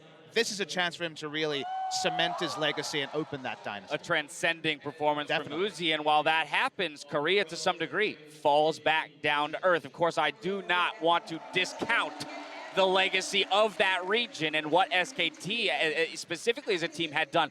But here again, some of these members on the stage for Kingzone still plagued with international fall downs. It's really hard after a single best of one to discount the Korean legacy, and that's not what I mean by any stretch of the imagination, but I do think a conversation needs to be opened where we start separating the Korean mystique with the SKT mystique. SKT, for the longest time, have been the representative of Korea. And their 15 best ofs that they won over the other teams, 9 of them, I believe, are SKT victories. And then it's Samsung and Rox here or there. So a lot of the members still representing, but it's not the same thing anymore that as we go into best of fives, you automatically lean back and say, the Korean representative has this, because RNG have just undone that. Yeah, and I gotta say, coming into the tournament based on expectations, this was a massive upset. The fact that RNG win. There was a reason that Korea has this reputation. And also, the last time Korea dropped the finals at MSI, SKT won their first 15 games of the World Championship, maybe 14, the math is close. They only lost a single game the entire tournament. So this potentially could reignite LCK. Maybe not Kingzone, because you could see there was definitely some buckling under the pressure, specifically for Khan. This there you could be have a big it. learning experience. The lower for third them. you've been waiting for, Frosker. But that stat is here because of RNG, and also because Kingzone did not carry on the Korean legacy international events. And they clearly cannot be held as the one of Korea. They are not the SKT. They are not the Impervious team. I understand where you're coming from, Frosker, and because we are sitting at this moment, I think when it comes to Worlds, like you say, the reignition of the hope, the 3 teams coming together and representing Korea, you'd still have to be a betting man to say that we won't have a Korea versus Korea World Final. It could still happen. Who won Rift Rivals? You know, I forgot. North America. North America did. Yeah, that's what I remember. Right. I mean, let's not forget, though, that this series, especially in that Game 4 until the final moments, felt like it was at a tipping point. You said the game itself was at an inflection point. The series, more so, as if Kingzone had been able to close that and even it up to the 2-2. Again, that's where that creeping mentality of the Korean best of 5 and how they will always pull through in the end comes together. And I think that's what makes it even that much more impactful that Uzi came up with the plays he did in those moments, right? To say there won't be a Game 5. I'm not going to even give you that possibility of ringing true to your region's identity. But the fact that you need a play like what Uzi did, which is just a straight miracle play to even try to make a comeback against a Korean team, reminds everyone how dangerous the LCK are. Yeah, they made that series so damn interesting. There's a reason we all predicted this series to go to 5 games. Right. We actually got cheated out of a game, Dash. It's true. It's true. Yeah, but still, the quality of those 4 games was so incredible. We got cheated out of a game, but we did not get cheated out of a series. To hear more from the champions, let's send it back over to Shox and the victorious mid laner. Thank you very much, guys. I'm here with Xiaohu after he received his medals and got to lift the trophy. We talked so much about the rest of the team, but you turned up phenomenally today in this game. What does it mean for you to lift that MSI trophy and to win that title? 这几场你的表现特别的好，想问一下你举起那个奖杯对你意味着什么？我觉得举起这个奖杯，就是不光对我，对我们整个团队，就是我现在都觉得我们大家走到这一步很不容易。然后这个奖杯拿了之后，我觉得后边的就是世界赛，不管什么东西，我们彼此之间都能够更加互相信任，就会对我们长远以来的发展都会有很多好处。Lifting this trophy is just surreal. He's so happy that they are able to make it. After this journey, MSI, they think the team, as a team, they grew so much, and they are more confident in facing any upcoming events in the future. Well, then I have to ask you, what is next? Is this then finally a team stood up to an LCK team in a best-of-5 in a major final? You guys did it. How much is this the start of an RNG legacy that can go on, especially to the World Championship, or looking forward to the World Championship? 那么很久以来都没有队伍在决赛中 BO5 中击败韩国队了。那么这次 RNG 击败了韩国队，是否是证明你们的传奇现在开始开启了？我觉得2018年是会属于 RNG 的一年。You think 2018 is the year of RNG? Well, I think that's enough. Thank you very much. Congratulations, Xiaohu. Phenomenal performance by him. Back over to you guys. Thank you very much, Sharks. 2018 is the year of RNG. I mean, it definitely is right now, and that's the thing about only these 2 major international tournaments a year. For Korea, they're going to have to wait that 3-4 months to have another shot of stealing the title back. I still got to get through the LPL, so just slow it down a little bit, Xiaohu. There's a lot of hungry LPL teams waiting for you. I know the Shy wants his shot. Yeah, 14 teams in that league as well. We saw how difficult it was for them to get through the playoffs. This moment right now, I don't necessarily think it's the changing of the guard. Right. I think Rift Rivals and Worlds are going to tell us that, because we've seen a slow creep of power from the LPL over Worlds. Remember, we saw RNG take SKT to 5 games. We saw WE also make it to the semifinals last World Championship. They were clearly the second best region. One victory does not make you the best region over the LCK. The LCK is going to be hungry, and I just can't wait to watch the rematch. I think there's just a lot of setup things about China developing, the LPL developing, moving back to single language rosters like we have here on RNG.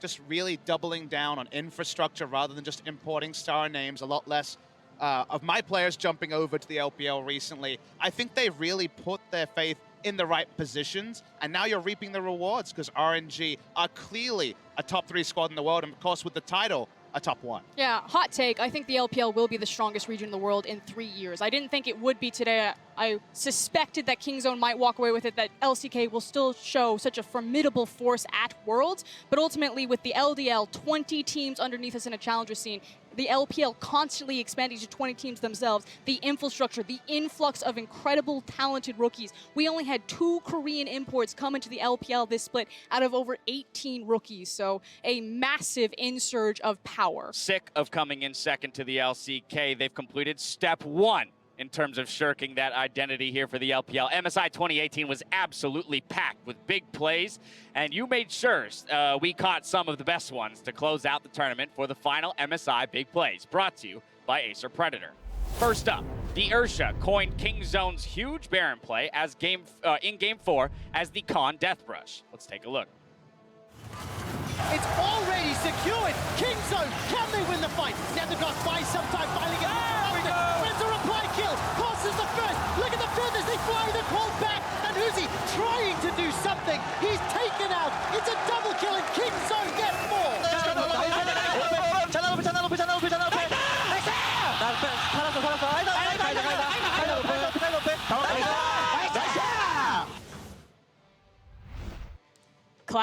Classic solo queue, thinking it's all about the con. That was all about the support. Rakan, Gorilla made a huge play there. I believe, what, a 3-man knock-up and a 4-man swiftness taunt? That moment, I looked at it and I said, okay, it's Game 5 time. Maybe this curse is real, but the turnaround still happened. Absolutely. Of course, then we had Mixing It Up, who offered a friendly suggestion to RNG's opponents. May not want to give Uzi Ezreal if you want to win, by the way.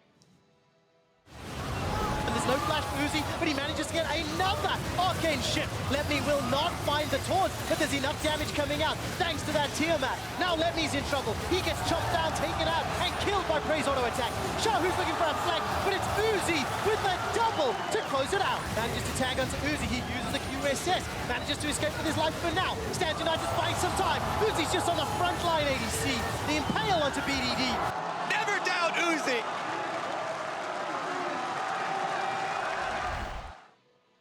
Uzi was the most fed in that Ezreal. Oh, yeah. But I also want to point out how they were able to get him champions like Ezreal and Kai'Sa. It was because they were comfortable in absolutely every matchup. They actually gave Ezreal away to Reckless all 3 games in the semifinals. They are the only team that never banned Kai'Sa because they were willing to pick it into anything and also give it to the other team so they could beat it. Right. That just displays so much confidence, and the fact that the follow-through is there is why he was able to get on those strong picks so frequently. Performances like that then force the Ezreal ban, and then, hey, he jumps on the Kai'Sa and performs well anyway. So next up, Jeremy Jennings called out Betty's Kai'Sa, who was hunting for kills against Kingzone. Cancels the unstoppable onslaught. There's the knockup. They've isolated Sion. He will drop, and there's going to be the backline access.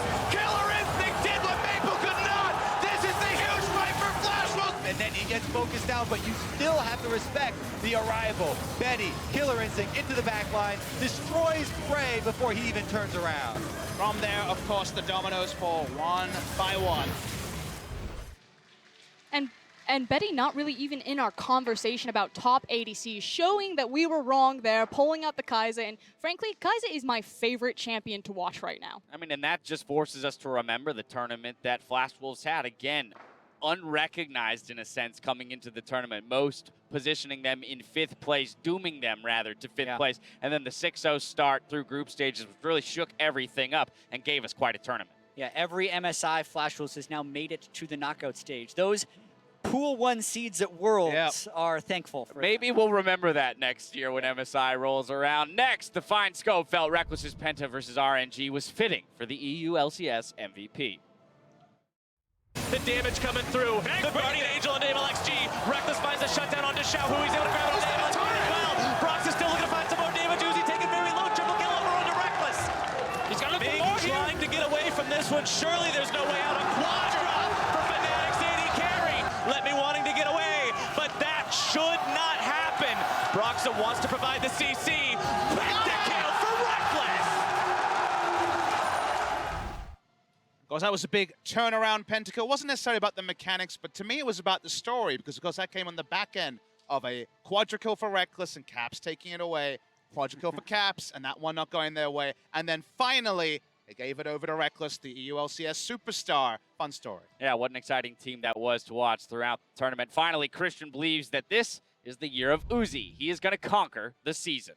Well, it So actually... lose Gorilla, and it's Uzi that picks him up. The feathers are going back and forth. The Xiaohu dies. The Uzi is the last man alive, but he's being chased down. Killer Instinct flashes into the pit. How is he still alive?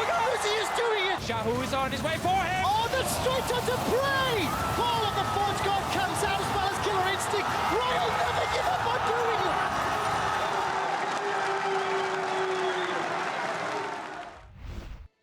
I think the best part of that is just listening to Deficio scream. Just like lose his mind as he's watching it happen. All 3 of the casters losing their mind, and then Kobe still struggling to figure out whether or not that was even game-saving in that moment, right? I think that maybe they've saved the game. Who really knows? That was one auto attack on Baron short, because he did do the auto attack on Baron, of being one of the best AD carry team fights you've ever seen. The speed at which he would ult to be able to flash behind the pit.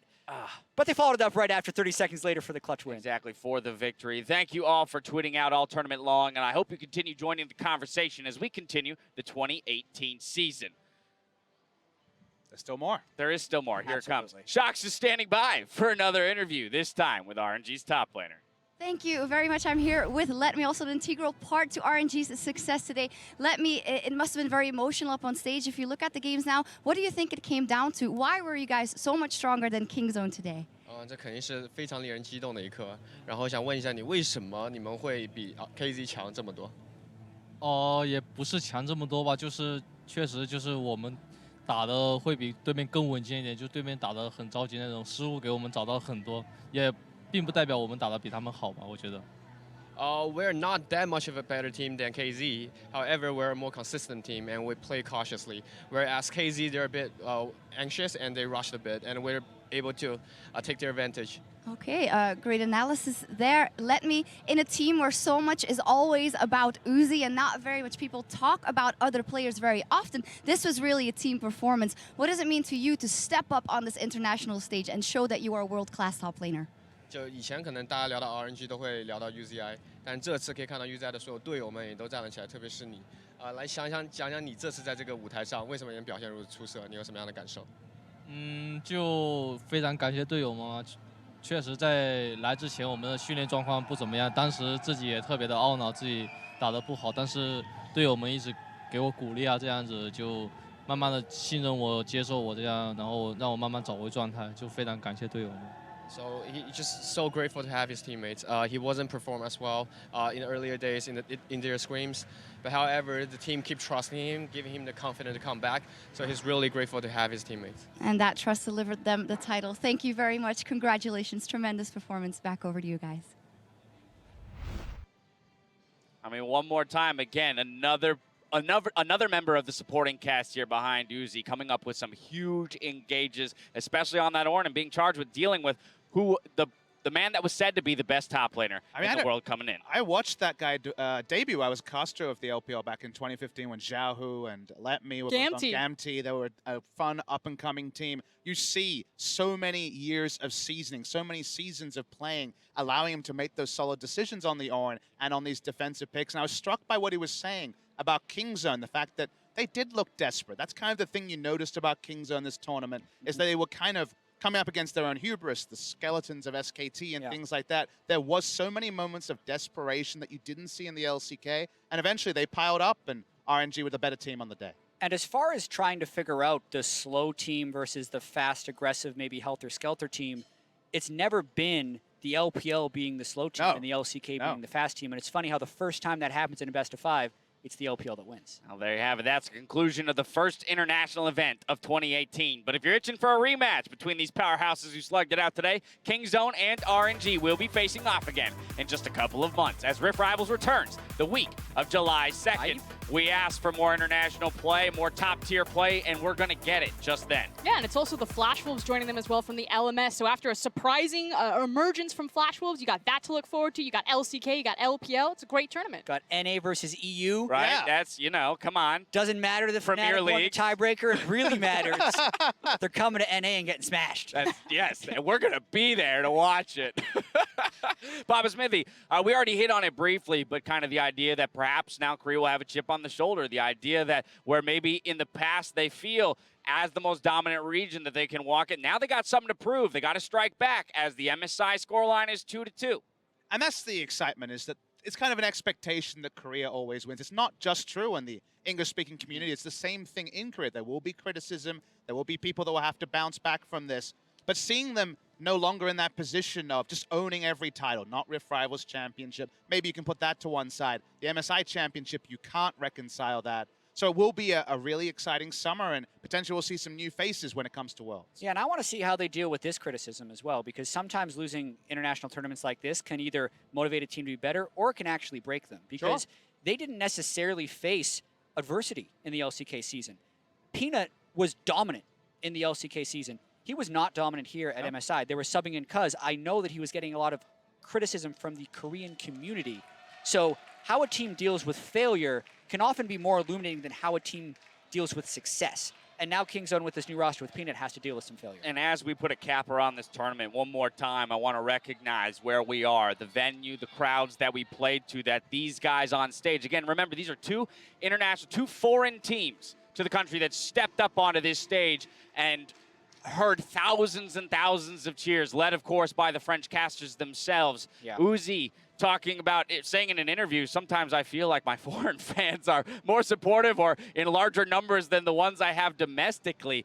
I can only imagine what that would have felt like to have stepped on this stage and then to come away with the victory in front of them. Yeah, Paris has just been a wonderful host to the entire MSI tournament. And again, hats off to Chips Noi. The fact that they were, motivating the crowd, the Kingzone, the RNG chants, the whole stadium, my body just shook with anticipation around this. And you can even hear the French crowd going off again as the LPL squad gather around to take the entire org. Yeah, their last photo. It's photo time, man, and they deserve it here back center stage as an entire squad still wearing their medals. Yeah, and I also wouldn't have expected the Uzi from 3 years ago to wait for his entire team to grab the trophy. I know that seems like a minor thing, but it has so much been all about Uzi, and I think Uzi is doing a good job of deferring and crediting his teammates this time.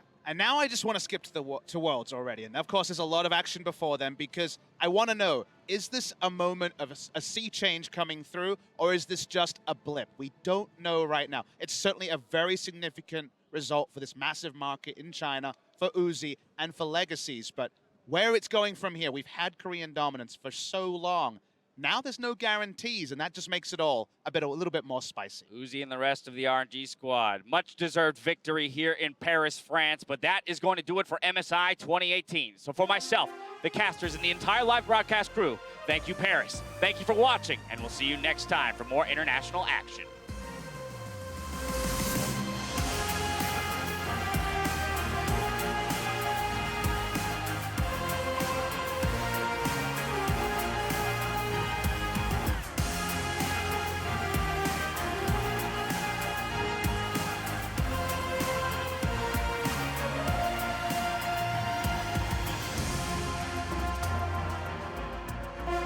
Welcome to the opening day of the 2018 Mid-Season Invitational. 14 regions from all over the world have sent their champions to fight for the title, and we are kicking off the action.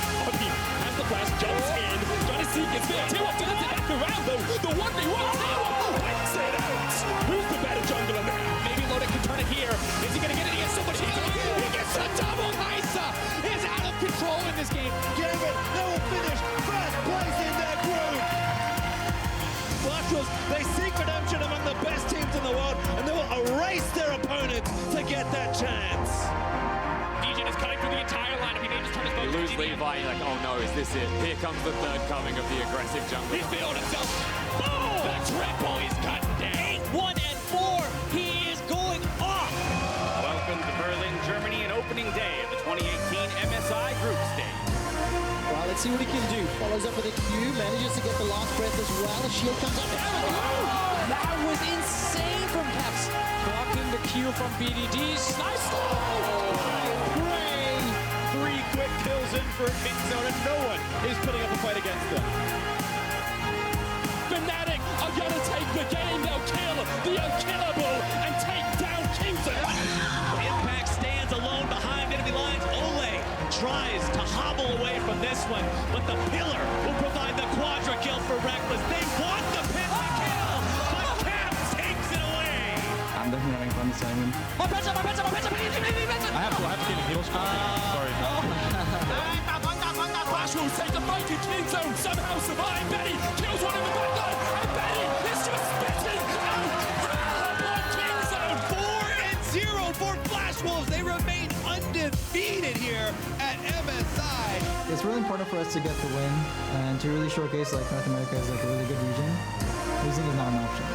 Make Smithy can steal across the wall with the blast cone. He's gonna jump in this one. And Make Smithy gets it. Are you kidding me? Again, TP coming in. Platform with this. Oh my God! Man, he does it! Brooks of the hero of Fnatic. Royal never give up. The quadra kill for Uzi, and Fnatic are dumpstered. Instead, it's going to be bottom lane. Gorilla going in onto Uzi, dropping the ignite, able to find the initiation. Uzi with an expert dodge to get away. Royal never give up, make the run through the back half of the group stage. They will claim the #1 seed. Double Lift is the hope of Team Liquid. It is an AD carry-centric meta, so a lot of the responsibility is on me. Flash away from the Void Seeker. And Impact's now going to go in. He's taking it up. Betty turning one back. Double Lift gets feasted with the shield. And the heals. He survives. Team Liquid keep their hopes at semi-finals alive. Classic international tournament fashion. We have to get the EU versus NA tiebreak. But he's got to respect Caps. The flash forward. The damage might just be there. Double does finally get one. We were still alive. No, we cannot. Fnatic constantly outplaying Team Liquid. They will extinguish Team Liquid's hope. Fnatic make it to the top 4. They're going to Paris.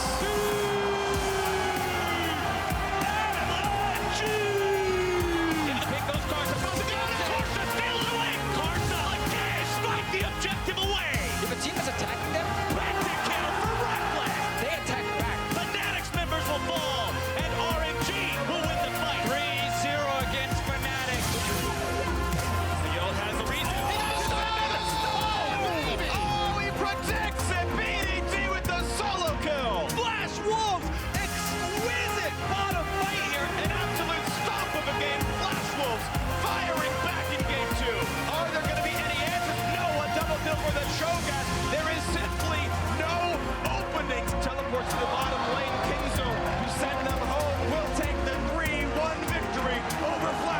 真的非常的讨厌第2名吧，因为我真的很想要拿第1名，而且这次我也感觉到我们是第1名。 이번에 어쨌든 둘 중에 한 명 깨는 거잖아요. 그 징크스를 깨는 게 저희였으면 좋겠어요. Teleports coming in. First victims fall on both sides. RNG on tower diving, and they get 4. RNG will be able to take first Nexus in this series. Kingzone, that's so strong here. They rush-raided RNG and Prey just sits behind them and kills everyone. Xiaohu's looking for a flag, but it's Uzi with a double to close it out. Never down Uzi. Killer is